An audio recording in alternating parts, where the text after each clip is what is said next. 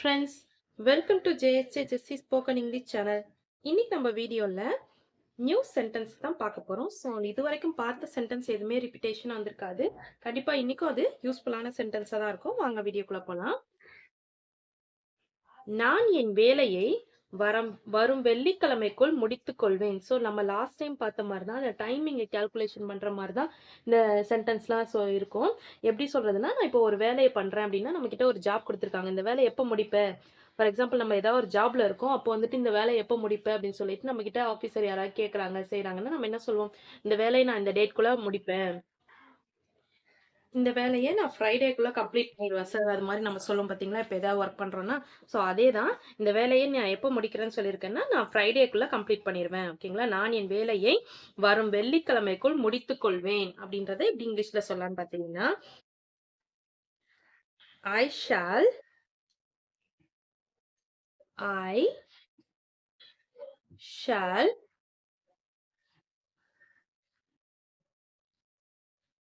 finish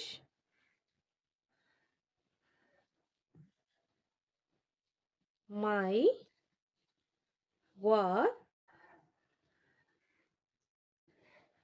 by Friday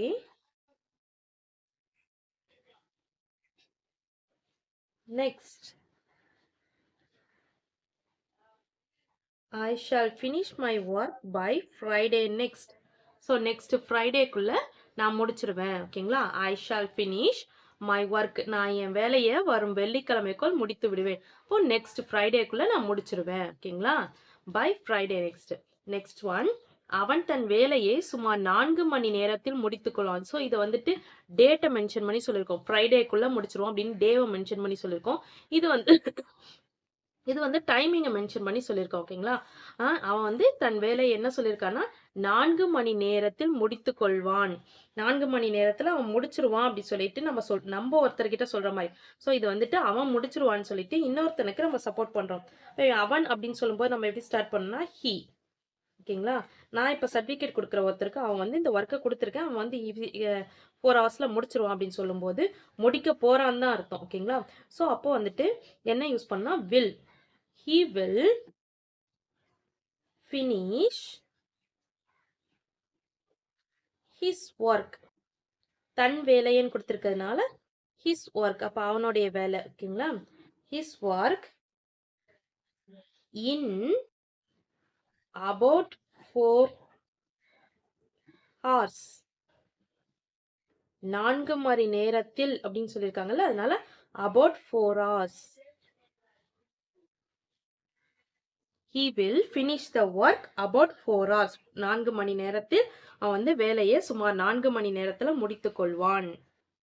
so ஒரு டேவை mention பண்ணி சொல்லணும்னா நம்ம எப்படி சொல்லணும்னு பார்த்துட்டோம். அதே மாதிரி ஒரு ஹவர்ஸை மென்ஷன் பண்ணி சொல்லணும், ஹவர்ஸை மென்ஷன் பண்ணி சொன்னால் 4 hours. ஓகேங்களா? அதுவும் இனிமே முடிக்க போறாங்கன்னா he willன்னு யூஸ் பண்ணணும். ஓகேங்களா? முடிச்சிருவான் அப்படின்றது about 4 hours. 4 மணி நேரத்துல முடித்து கொள்வான் அப்படின்றது about 4 hoursல முடிச்சிருவான். ஓகேங்களா? நெக்ஸ்ட் ஒன், நான் அங்கே சுமார் 3 மணிக்கு சென்றேன். நீ அந்த டைமுக்கு எங்க போன? எப்போ அந்த டைமுக்கு போன அப்படி சொல்லிட்டு நம்ம ஏதாவது கேக்குறாங்கன்னா நம்ம இதை எப்படி சொல்லணும்னா நான் அப்படின்றதுனால ஐ. ஓகேங்களா? ரீச்டு, சென்றேன் அப்படின்றதுக்காக ரீச்டு. ஐ ரீச்ட் தேர். அங்கே அப்படின்றதுக்காக தேர் யூஸ் பண்ணிருக்கோம். At about 3 o'clock. I reached there at about 3 o'clock. நான் அங்கே சுமார் 3 மணிக்கு சென்றேன். சுமார் 3 மணிக்குன்றதுனால about 3 o'clock. இப்போ இந்த சுமார்னு வந்திருக்கு பார்த்தீங்களா, அதுக்காக தான் about போட்டிருக்கோம். ஓகேங்களா? அதே மாதிரி தான் இதுக்கு முன்னாடியும் சுமார் 4 மணி நேரம்னு வந்திருந்ததுனால about 4 ஹவர்ஸ்னு கொடுத்துருந்தோம். இந்த இடத்துல 3 மணிக்கு சென்றேன் அப்படின்னா at about 3 o'clock. சுமார் அப்படின்னு வந்திருக்கிறதுனால அந்த aboutன்றதையும் நம்ம சேர்த்திருக்கோம். ஓகேங்களா? நெக்ஸ்ட் ஒன், ராதா வந்ததும் மாதவன் சென்று விட்டான். இது எப்படி இங்கிலீஷ்ல சொல்லலாம்? ஃபார் எக்ஸாம்பிள் நம்ம வீட்லயே 2 பசங்க இருக்காங்கன்னா ஒருத்தன் வந்தோடனே இன்னொருத்தன் வெளியே போயிடுவானே, அது மாதிரி ஏதாவது சொல்லணும்னா அது எப்படி இங்கிலீஷ்ல சொல்றான் அப்படின்னு பாத்தீங்கன்னா, when ராதா கம். ராதா வந்ததும் அப்படின்னு போட்டிருக்காங்களா, அதுக்காக தான் வென். வந்ததும் ராதாக்கம் மாதவன் சென்று விட்டான். அதை எப்படி சொல்லலாம்னா மாதவன் லெஃப்ட். மாதவன் லெஃப்ட். சென்று விட்டான் அப்படின்றதுக்கு லெஃப்ட். ஓகேங்களா, வெளியே போயிட்டான் அப்படின்றது. அப்போ ராதா வந்ததும் மாதவன் சென்று விட்டான் அப்படின்றதுக்கு வென் ராதா கம். எப்ப கரெக்டா வந்ததும் அந்த டைமிங் அதான் வரும்பொழுது அதாவது இது கரெக்டான மீனிங் என்ன, ராதா வரும்பொழுது மாதவன் சென்று விட்டான். அப்ப அந்த பொழுது அப்படின்னு சொல்றோம் பாத்தீங்களா, அதுக்காக தான் வென் யூஸ் பண்ணிருக்கோம். ஓகேங்களா, அந்த பொழுது அப்படின்ற வேர்டை குறிக்கிறதுக்காக தான் வென். ஓகேங்களா, ராதா வந்த பொழுது மாதவன் சென்று விட்டான். அததான் ராதா வந்ததும் மாதவன் சென்று விட்டான்னு சொல்லியிருக்காங்க. இப்போ when Radha come Madhavan left. ஓகேங்களா, நெக்ஸ்ட் ஒன், அவன் படித்து கொண்டிருந்த போது நான் விளையாடி கொண்டிருந்தேன். ஸோ இது வந்துட்டு கொஞ்சம் டிஃப்ரெண்ட். என்ன இந்த இடத்துல என்ன யூஸ் பண்ணியிருக்காங்கன்னா, அதாவது இந்த இடத்துல பொழுதுன்னு யூஸ் பண்ணியிருக்காங்க. அதுதான் வந்ததும் அப்படின்னு சொல்லிட்டாங்க. இந்த இடத்துல போதுன்னு யூஸ் பண்ணியிருக்காங்க. ஓகேங்களா, இந்த போதுன்றதுக்கு இங்கிலீஷ்ல என்ன போடலான்னு பார்க்கலாம். while. போது அப்படின்றது while. while she was reading. அவள் படித்து கொண்டிருந்த போது அப்படின்றதுனால she was reading. she was reading. while she was reading நான் விளையாடிக் கொண்டிருந்தேன். I was playing. I was playing. while she was reading I was playing. அவள் படித்து கொண்டிருந்த போது நான் விளையாடி கொண்டிருந்தேன். இது எதுவுமே ரெண்டுமே வந்து எதுல வந்திருக்குன்னா பாஸ்ட் கண்டினியூஸ் டென்ஸ்ல வந்திருக்கு. அதாவது ரெண்டுமே வந்து நடந்து முடிஞ்சிருச்சு. ஓகேங்களா, அவள் படித்து கொண்டிருந்த போது நான் விளையாடி கொண்டிருந்தேன் அப்படின்னா இது ஏதோ நேத்து நடந்தது சொன்ன மாதிரி சொல்றாங்க. ஓகேங்களா, சோ அப்போ வந்துட்டு she was reading கண்டினியூஸா நடந்துச்சுல, படித்து கொண்டிருந்த போது, அப்ப படிச்சுக்கிட்டே இருந்திருக்கா கொஞ்ச நேரத்துக்கு, அப்ப இப்ப படிக்கல. ஓகேங்களா, அதனால பாஸ்ட் டென்ஸ்ல சொல்லியிருக்காங்க. Was reading. இப்போ நான் விளையாடி கொண்டிருந்தேன், அப்போ நான் விளையாடி கொண்டிருந்தேன் அப்படின்னா அப்ப எப்பயும் இருந்தேன்னு அர்த்தம். இருந்தேன்னாவே அப்ப எப்பயோ நடந்த ஒரு விஷயத்தை தான் சொல்லியிருக்காங்கன்னு அர்த்தம். நான் விளையாடி கொண்டு இருக்கிறேன் அப்படின்னா இப்ப நடக்கிறது. அதே இருந்தேன் விளையாடி கொண்டு இருந்தேன்னா பாஸ்ட்ல நடந்த ஒரு விஷயம். ஸோ அதை வந்து ஐ வாஸ் பிளேயிங் அப்படின்னு சொல்லிட்டு சொல்லுவோம். நான் ஆல்ரெடி சொல்லிட்டு தான் ஃப்ரெண்ட்ஸ், உங்களுக்கு கிராமர்ல இன்னும் டீப்பா உங்களுக்கு தெரியணும். இங்க ஏன் வாஸ் வந்துச்சு, இங்க ஏன் ரீடிங்னு ஐஎன்ஜி சேர்த்திருக்காங்க, பாஸ்ட் டென்ஸ் பாஸ்ட் கண்டினியூஸ் டென்ஸ்னா என்ன ஆக்சிலரி வெர்ப்லாம் யூஸ் பண்ணணும், என்ன கீவேர்ட்ஸ்லாம் யூஸ் பண்ணணும் உங்களுக்கு டீப்பா தெரியணும்னு நினைச்சீங்கன்னா என்னோட இன்னொரு சேனல் ஜேசி இங்கிலீஷ் கிராமர் சேனல், அதில் டென்ஸுக்குனே தனியா உங்களுக்கு பிளேலிஸ்ட் கிரியேட் பண்ணி நிறைய டென்ஸ் பத்தி நான் நல்லா டீப்பா எக்ஸ்பிளைன் பண்ணியிருக்கேன் ஃப்ரெண்ட்ஸ். நீங்க அந்த சேனலையும் சப்ஸ்கிரைப் பண்ணிக்கோங்க. சப்ஸ்கிரைப் பண்ணிட்டு அதில் பார்த்தீங்கன்னா உங்களுக்கு கிளியரா புரியும் ஃப்ரெண்ட்ஸ். இதுல நான் ஸ்போக்கன்றதுனால கரெக்டா மேலோட்டமா மட்டும் சொல்லி கொடுக்குறேன். ஓகேங்களா, ரொம்ப கிராமர் டீப்பா சொல்லி கொடுக்கல. நெக்ஸ்ட் ஒன், நான் திரும்பி வரும் வரை தாங்கள் தயவு செய்து இங்கே இருங்கள். ஸோ இப்போ இந்த இடத்துல வரை அப்படின்னு சொல்லியிருக்காங்கல்ல, அந்த வரைக்கு நம்ம என்ன இங்கிலீஷ்ல பேசலாம், இங்கிலீஷ்ல சொல்லலாம்னு பார்க்கலாம். ப்ளீஸ், ஏன்னா தயவு செய்துன்னு சொல்லியிருக்காங்களா, அந்த தயவு செய்துல இருந்து ஸ்டார்ட் பண்றப்போ please wait. Please wait here. இங்கே இருங்கள் சொல்லியிருக்காங்கல்ல, வெயிட் ஹியர். ஓகேங்களா, தயவு செய்து இங்கே இருங்கள். Please wait here till I return. till I return. அப்ப நான் திரும்பி வர வரைக்கும் அப்படின்றதுக்கு தான் நான் திரும்பி வர வரைக்கும், நான் திரும்பி வரும் வரை அப்படின்றது தான் till. வரும் வரைன்னு போட்டிருக்காங்களா, அந்த வரைக்கு தான் இந்த till யூஸ் பண்ணியிருக்கோம். ஓகேங்களா, till I return. so please please wait here till I return. தயவு செய்து இங்கே இருங்கள் நான் திரும்பி வரும் வரை.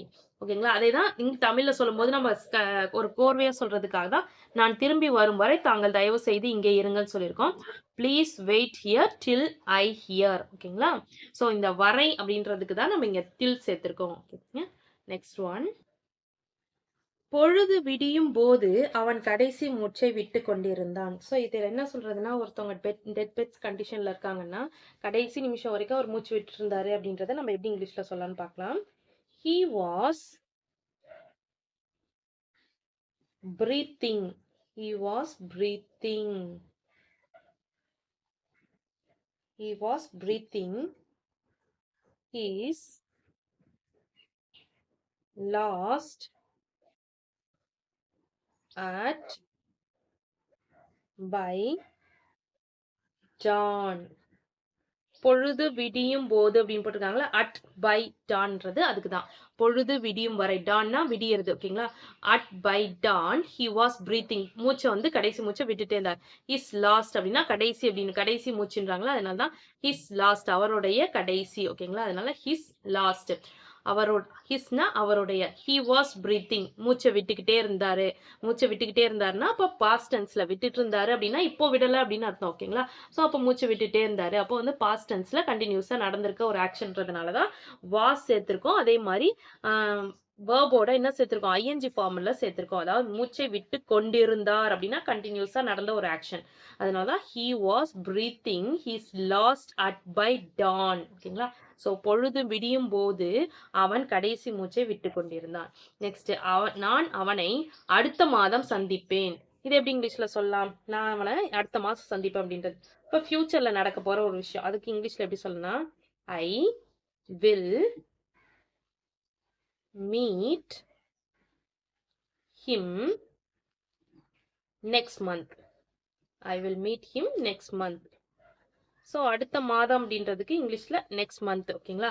நெக்ஸ்ட் சந்திப்பேன் அப்படின்றதுக்கு மீட், அவனை அப்படின்றதுக்கு ஹிம், நான்றதுக்கு ஐ.